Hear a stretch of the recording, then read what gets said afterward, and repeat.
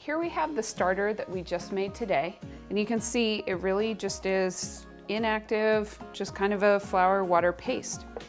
And you can see it's still the flour water paste, but it's risen overnight. So by tomorrow, this one will have the same rise. And that's the microbes that have already moved into the flour and water mixture, and they're starting to digest those sugars and starches to create acids and carbon dioxide and some aromas. You can actually take a sniff and smell that it smells different from just the flour and water mixture.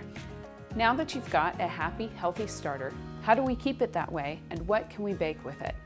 First, we'll start by backslapping, or removing part of the starter twice a day.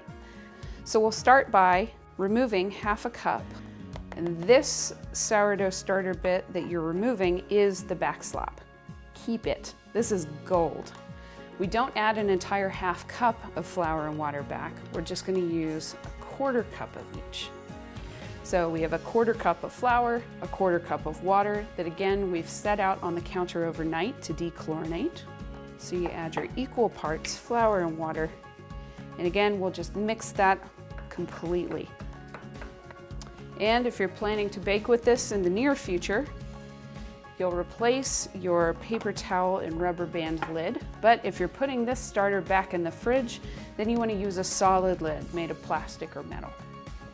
A countertop starter will need to continue to be fed twice a day, ideal if you plan to bake a few times a week. For those who bake less frequently, you can keep your starter in the fridge. But the longer you wait, the greater the risk that you'll starve your starter. You'll notice that even a dormant starter will get hungry, as you can see by the thick layer of alcohol it produces. But sourdough starters are incredibly hardy. But whenever you're ready to bake, keep the backslap. You can also store it in the fridge to stockpile until you're ready. The most obvious thing to bake is sourdough bread, but you can also make sourdough pancakes or waffles or cornbread or biscuits, even a fermented sourdough cake. Lots of people think of sourdough as a super sour, tangy food, but a lot of sourdough foods are pretty mild.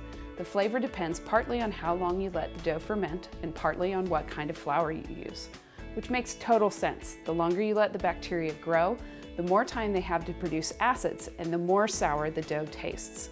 With so many combinations, there's plenty of opportunity to go out and try your own food experiments.